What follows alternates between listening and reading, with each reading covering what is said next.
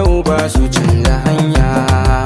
Assalamun alaika ya nabi, sallamata a gare ka babu sauyi.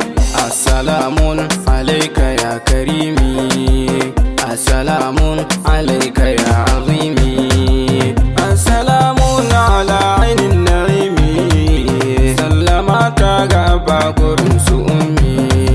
Shugaba na rikice rashin ganinka, na riga na yanke dukan alaka. Zuciyata tana ta mararinka, idaniyata suna ta san ganinka.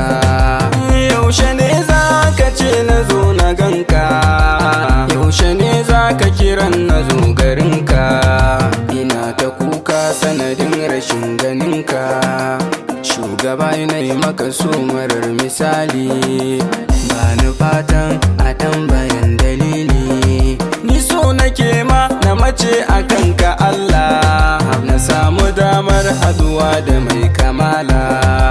Duniya ta rikice ta minni illa, zunuban da ke su wuce kalla. Ka fito mani in ganka mai farilla, in na sama kana samu duk fadila. Jama'a duk ku fito ku je ku shaila, shi kadai ne ya dau su fata Allah, shi kadai ne ya yaye duk jalala. Ya shugabana kai ne kadai imami, tunda Allah kai dai ya ba mu kami.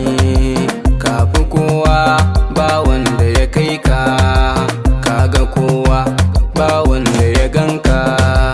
Ka san kowa san baɗin da ya san ka, dole ma in azatan bura na doka. Farin jakada na rabu mai ajanda, ka yi tsari a ko'ina an shaida.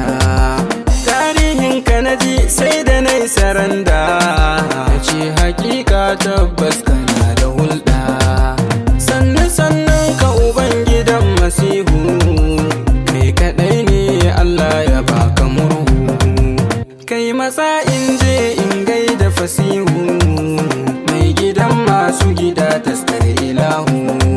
Ina tuna ka tamkar na kwalla ihu, sai na koma guri guda na zauna. Shugaba afuwan nura za ya huta, mai gida na adadan yawan fahimta. A kiyaye na a bani kan na furta, kada rauni na ya saka na rufta. Zunubai na sa hannuwa ka shafi,